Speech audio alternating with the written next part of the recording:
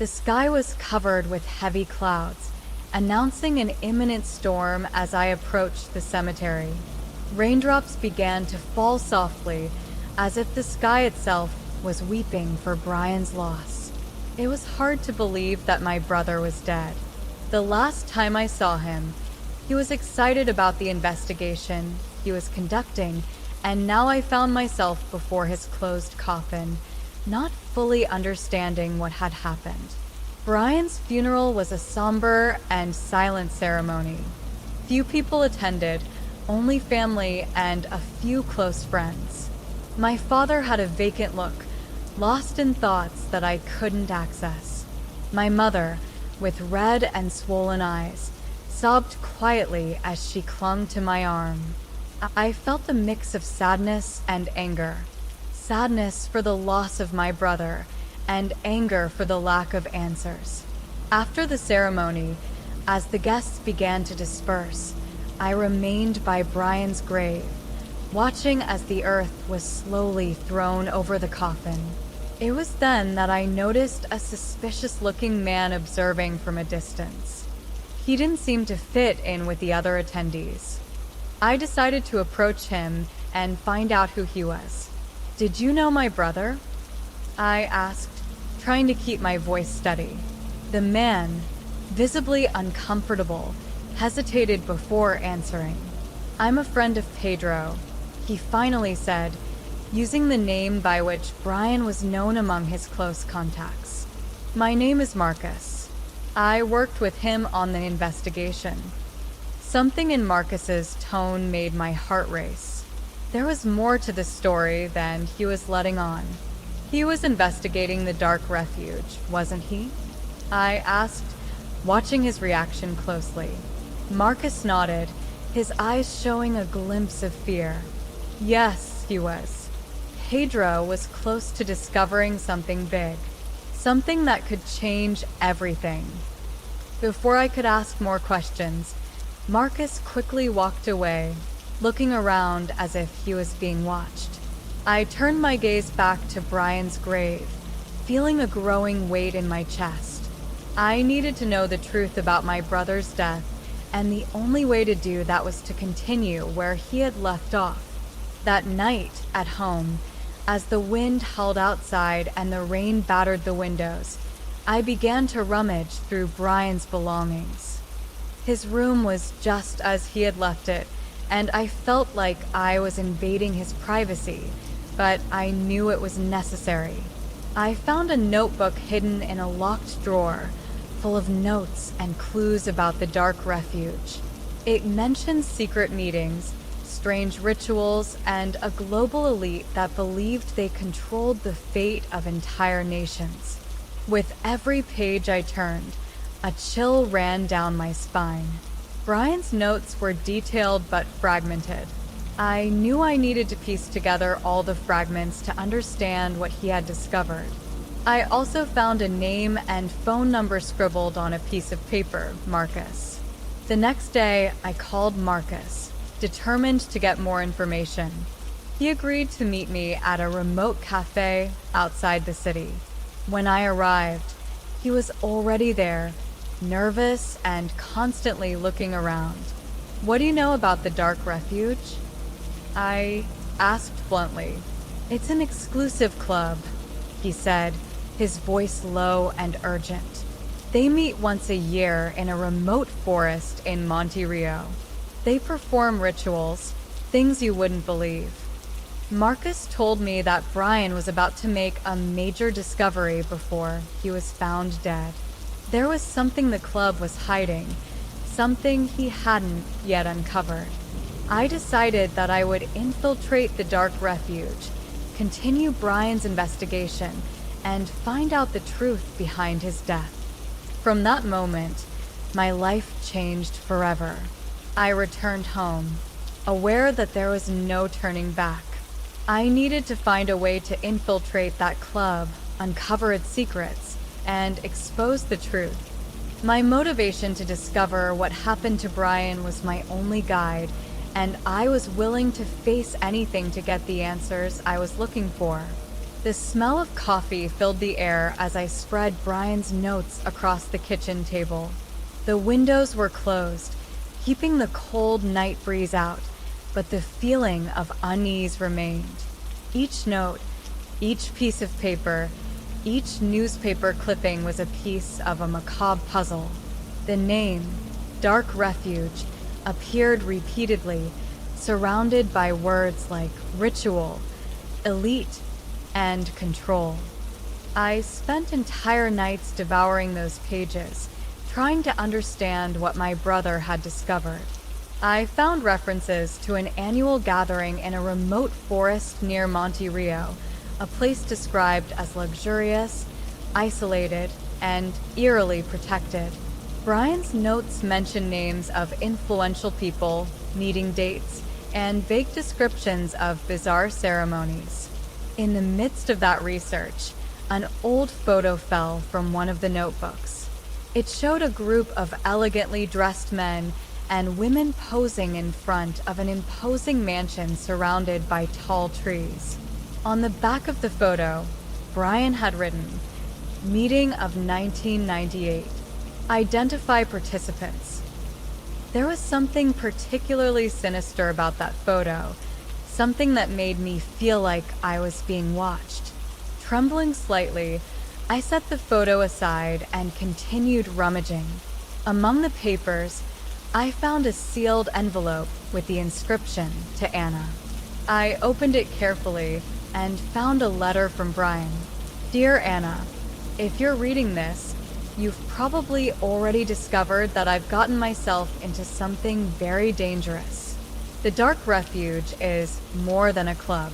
They are powerful, influential, and will do anything to protect their secrets.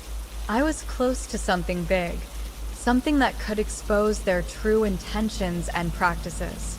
If I can't do it, I need you to continue where I left off. The truth must come out. Be careful. They're always watching. With love, Brian." Brian's letter reinforced my determination. I needed to find out what he had discovered and expose the truth. I decided to contact Marcus again for more information. I needed a clear plan to infiltrate the Dark Refuge. I met Marcus at the same cafe. He seemed even more nervous than before. "We need to talk about the annual gathering," I said directly. "They meet in the second week of July." Marcus replied, his eyes full of fear. "This year will be in 3 weeks. If you really want to infiltrate, you need to prepare now." I knew Brian. He had some contacts that could help. "I'll see what I can do for you." I thanked him and left the cafe, my mind spinning with possibilities and plans. I returned home and began studying every detail of Brian's notes about the location and participants of the Dark Refuge. Every name, every clue, everything was important. Days later, I received a call from Marcus. "I found someone who can help," he said. "A trusted informant of Brian's. Meet me tomorrow night." The next night, I met Marcus and the informant in a dark and damp alley. The man, with a worn appearance, introduced himself as Simon. Brian was close, Simon said, his voice low and hoarse. He was about to discover something big. "I have some information, but you'll need to be extremely careful." Simon provided me with details about the club's structure, influential members, and most importantly, how to get an invitation. According to him, Brian was in contact with a forger who could create documents to infiltrate the Dark Refuge. With Simon and Marcus's help, I began creating a false identity. Every detail had to be perfect. I trained intensively, studying each club member, their habits, their likes, and their weaknesses. I needed to be ready for anything. 3 weeks later, with a new identity and an invitation in hand, I was ready. I took a flight to California and rented a car to take me to Monte Rio. Each mile traveled increased my anxiety and determination. Finally, I arrived at the remote forest where the Dark Refuge held its annual gathering. The imposing mansion emerged among the trees, like a sleeping monster waiting to devour its prey. I took a deep breath, adjusted my disguise, and prepared to enter that world of power and paranoia, determined to uncover the truth and seek justice for Brian. The entrance to the Dark Refuge was before me, and I knew that from that moment on, my life would never be the same. The entrance to the Dark Refuge mansion was monumental, with wrought iron gates that slowly creaked open, groaning as if lamenting each visitor they allowed in. A man in an impeccable suit and a severe expression inspected my invitation and fake documents before waving me through. I drove along the gravel path, surrounded by tall, imposing trees that blocked out the sunlight, creating a constant twilight. I parked the car in a designated spot and was escorted by an attendant to the mansion's interior. The place was opulent, with crystal chandeliers, ancient tapestries, and luxurious furniture, but there was something sinister about that ostentation. A sense of overwhelming power hung in the air, as if the walls were impregnated with dark secrets. I was led to a hall where other guests were already gathered. Everyone seemed to know each other, exchanging greetings and forced laughter. Curious and suspicious glances turned toward me, but I maintained my composure, recalling the training and information I had studied. I was now Laura Parker, a young, successful entrepreneur. An elegant woman with a cold smile approached me. "Laura, right? I'm Evelyn Blackwood, one of the organizers of the gathering. It's a pleasure to have you with us." I greeted Evelyn, hiding my aversion. She had an aura of authority that made it clear her important role in the Dark Refuge. We chatted briefly about trivialities until she was called to another part of the hall, leaving me free to observe the other members. As the evening progressed, the atmosphere of superficiality gave way to something darker. The main hall was emptied, and the members moved to an outdoor area where a huge owl statue stood and a large circle of stones was arranged around a bonfire. The air was filled with expectation and tension. The rituals began with chants in an ancient language I couldn't identify.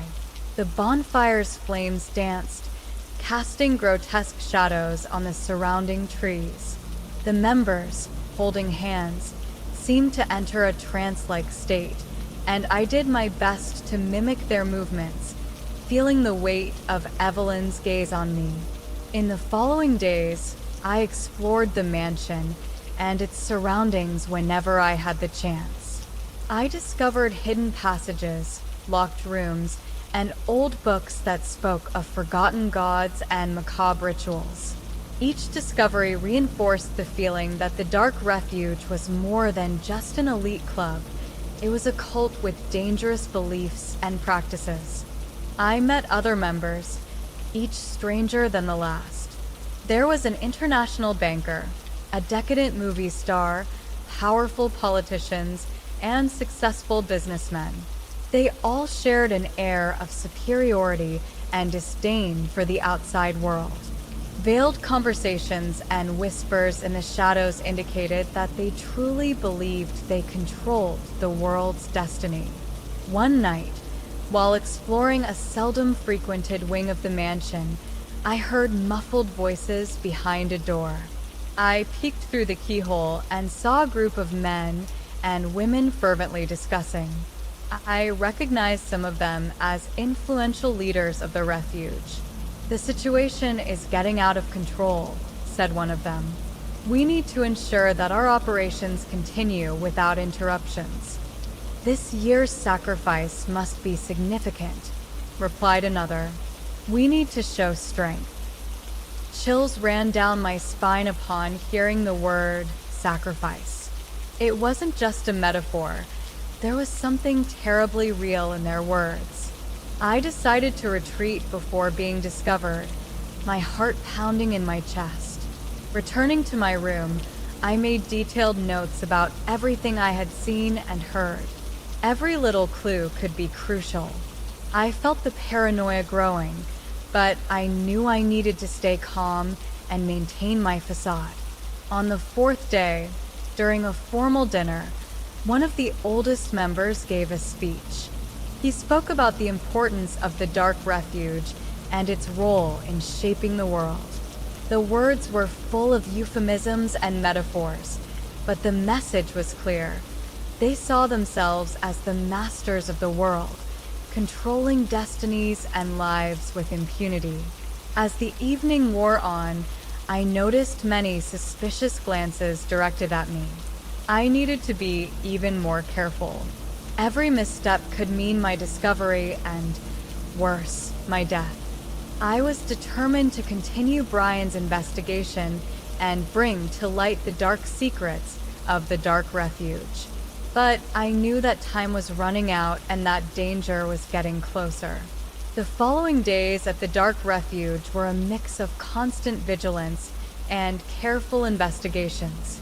The mansion was a labyrinth of corridors and rooms, each hiding a fragment of the sinister puzzle I was trying to piece together. I felt like a misplaced piece in a game of power and paranoia, always on the verge of being discovered. During one of my nightly explorations, I found a secret room behind a false bookshelf in the library. It was a spacious room, decorated with strange symbols and lit only by candles.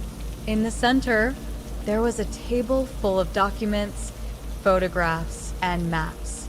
I immediately recognized some of the faces in the photos: world leaders, trade magnates, and influential figures from various fields. The Dark Refuge was not just a club, it was a network of global manipulation and control. I was absorbed in the documents when I heard footsteps approaching. Quickly, I extinguished the candles and hid behind a heavy curtain. Two men entered, speaking in low voices. "We need to make sure everything is ready for the full moon ritual," said one of them, his voice grave and authoritative. "Everything is as planned," replied the other. "The sacrifice will be made, and our power will be reaffirmed." I was paralyzed, my heart beating wildly.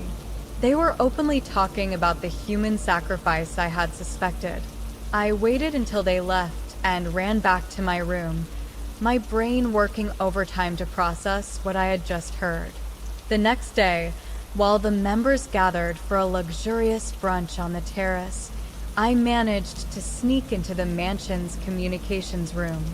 I needed to send a message to Marcus and Simon, informing them of my discoveries. Using an encrypted phone that Brian had left among his things, I managed to transmit a short message detailing the planned sacrifice and the influence network of the Dark Refuge. But the sense of security was short-lived. That night, during a social event, I was approached by Evelyn. Her piercing gaze and fake smile gave me chills. "Laura, you seem distracted. Is everything okay?" she asked, her voice sweet but masking a threat. "Yes, just taking it all in," I replied, forcing a smile. Evelyn tilted her head, analyzing every nuance of my expression. "I hope you're enjoying our little refuge. Here, we are all one big family." Her tone was friendly, but there was a hidden warning. She knew I was hiding something. I had to be even more cautious. In a desperate attempt to gather more evidence, I returned to the secret room the next night. This time, I found a diary belonging to one of the leaders. Flipping through its pages, I read about ancient rituals, human sacrifices, and the belief that shedding blood gave the members power and longevity. The descriptions were graphic and disturbing, each page more horrifying than the last. As I read, I heard a noise behind me. I quickly turned to see one of the refuge's guards watching me. Before I could react, he grabbed my arm, dragging me out of the room. "You need to come with me," he said, his voice emotionless. I was taken through unknown corridors to an underground interrogation room. I was seated in a cold metal chair, and soon Evelyn entered, accompanied by 2 other members. "Laura, or whatever your real name is," began Evelyn, her voice cold. "Did you think you could infiltrate here without being discovered?" My heart raced, but I kept a blank expression. I knew my life was hanging by a thread. "What were you doing in that room?" one of the men asked, his voice harsh. I took a deep breath, trying to buy time. "Just curious." "You have so many secrets." I couldn't resist. Evelyn smiled, but her eyes were full of anger. "Curiosity can be fatal, my dear. I think we'll need a more convincing explanation." Before they could press further, an alarm went off, echoing through the corridors. Something was happening outside. Evelyn and the others left the room hastily, leaving me alone with the guard. Taking advantage of the distraction, I managed to grab a statuette and knocked the guard out with a blow to the head while he was distracted. I ran through the corridors, my heart pounding in my chest. I needed to find a way out before they returned. Finally, I found a door leading outside. The night was cold and dark, but the feeling of freedom was invigorating. I ran through the forest, avoiding the main paths, trying to get as far away from the mansion as possible. My goal was now clear: escape that hell and expose the truth about the dark refuge. I knew the journey would be dangerous, but I was determined to fulfill my mission. Each step took me further from immediate danger, but the feeling of being pursued never left me. I was closer to the truth than ever, but also closer to death. My desperate escape through the forest seemed to last an eternity. The trees closed in around me, their grotesque shadows dancing under the moonlight. My heart pounded uncontrollably as I heard the sound of pursuers getting closer. I knew I couldn't stop. Every second standing still could mean the end. Finally, I spotted a small abandoned cabin in the distance. My legs, already exhausted, gained an extra boost of adrenaline. I entered the cabin and, with trembling hands, locked the door. I tried to regulate my breathing, knowing that every sound could give away my location. Inside the cabin, I found some old furniture covered in dust and cobwebs. There was an unlit fireplace and some rusty kitchen utensils. While I searched for something useful, I heard voices outside. Through the cracks in the boards, I saw the shadows of the dark refuge members passing by. They were getting closer. Without wasting time, I found a small trapdoor in the floor. It was tight and dark, but it offered a chance to hide. I entered the narrow space, closing the trapdoor above me and trying to calm my breathing. I could hear the muffled sound of footsteps inside the cabin. "She can't have gone far," said a voice. "Keep looking." The footsteps eventually moved away, but I knew I couldn't stay there forever. I waited until everything was silent before coming out of hiding. I grabbed a rusty knife from the kitchen and left the cabin, trying to be as stealthy as possible. As I moved away, my mind raced with thoughts about what to do next. I had to get out of that forest and find a safe place to plan my next move. But before I could make any decision, I heard a scream coming from a clearing ahead. I advanced carefully and came across a horrifying scene. In the center of the clearing, a group of dark refuge members was performing a ritual. On the ground, Surrounded by symbols drawn in the dirt was a bound man. They were about to sacrifice another human being. I watched in horror as the group's leader raised a ceremonial knife. I couldn't let that happen. With a courage I didn't know I had, I approached stealthily and, with a scream, attacked the leader, stabbing the rusty knife into his shoulder. Chaos ensued. The refuge members screamed and momentarily dispersed. I took advantage of the confusion to free the bound man and pull him out of the clearing. We ran together, diving deeper into the forest, trying to shake off our pursuers. "Who are you?" he asked, panting. "I'm Anna," I replied. "I'm here to expose these monsters." "My name is Alex," he said. "Thank you for saving me. I was investigating the refuge and got captured." We found a small stream and stopped to drink water and catch our breath. Alex told me he was a journalist, like me, and had infiltrated the refuge weeks before. He had been discovered and held prisoner to be sacrificed in the ritual. "We need to get out of here and reveal what we know," Alex said. "I have evidence hidden in a cabin not far from here." Following Alex's instructions, we walked for hours until we reached the cabin. It was well hidden, surrounded by trees and dense vegetation. Inside, he retrieved a laptop and a camera, where he stored evidence of the refuge's rituals and illegal activities. "This is enough to bring down the dark refuge," Alex said, showing the images and documents. As we planned our final escape, we heard a noise outside. We had been discovered again. There was no more time to lose. We grabbed everything we could carry and ran out the back door. The refuge members were determined to catch us. We heard their shouts and the barking of hunting dogs getting closer. The frantic chase through the forest seemed endless. Alex and I ran, stumbled, and got up, the adrenaline keeping us moving. Finally, we saw the road ahead. If we could reach it, we might get help. With one last effort, we ran towards the road, the pursuers almost catching up to us. We reached the road and saw headlights in the distance. It was a car. We waved desperately, and the vehicle stopped. A couple of tourists, scared by our appearance, let us into the car. "Please get us out of here," I begged. As the car sped down the road, leaving the forest behind, I felt a wave of relief. We had narrowly escaped, but the fight was far from over. We needed to expose the truth about the dark refuge and ensure that no one else fell into their clutches.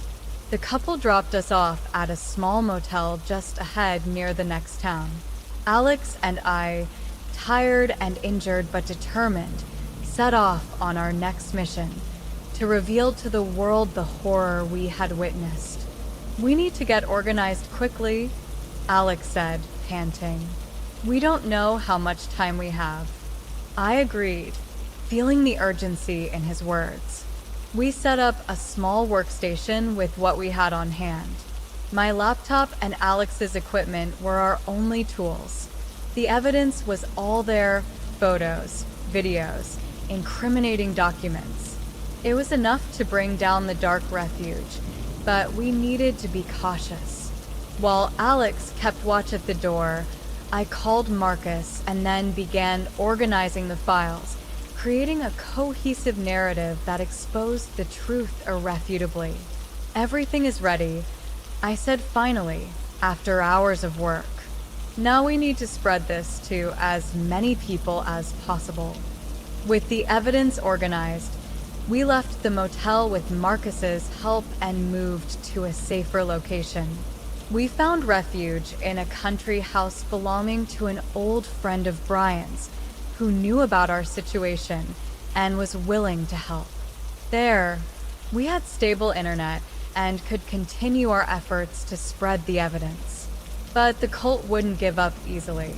That night, while I reviewed the last messages, I heard a strange noise. Alex was in the kitchen with Marcus, and everything seemed calm. I went to check, feeling a chill down my spine. As I entered the kitchen, I realized we weren't alone. Men dressed in black emerged from the shadows, immobilizing Alex, while Marcus grabbed a metal bar and faced the cult members to create a distraction so I could escape. "Did you think you could escape us, Anna?" a familiar voice asked. It was Evelyn, her presence imposing. With Marcus's efforts, I managed to sneak out and grab the car. I was back in the city with the evidence I had obtained, but it seemed the cult was confident that I could no longer do anything against them. I went straight to my workplace, determined to use the newspaper's resources to ensure the truth was exposed. "Richard, I need to talk to you," I said to my boss, entering his office. "Anna, what's going on?" he asked, looking genuinely concerned. I told him everything about the infiltration, the evidence, the pursuit. I showed him the files and explained the gravity of the situation. Richard seemed attentive, but there was something in his eyes that I didn't like. "You did the right thing coming to me, Anna. We'll expose this together," he said, taking the documents. I felt a weight lift off my shoulders, finally believing that justice would be done. But as soon as I left the office, a feeling of unease overcame me. Something wasn't right. Next, I went to the police station to report the incident, hoping the police would investigate and manage to save Marcus and Alex. Days passed and nothing was published, and the police gave no response. Richard was inaccessible, and I began to fear the worst. The following night, the police raided my house. I was captured and accused of murdering Alex and Marcus. At her trial, Anna tried to defend herself, claiming the murders were the fault of a macabre cult in which world leaders and influential people were involved, performing human sacrifices and rituals to stay in power. Anna was convicted as a mentally unstable person and is still imprisoned in an asylum, on medications so strong that she can barely complete a sentence. And as for the cult, well, they might be watching you right now. Subscribe to our channel and be sure to watch the next horror story playing on your screen.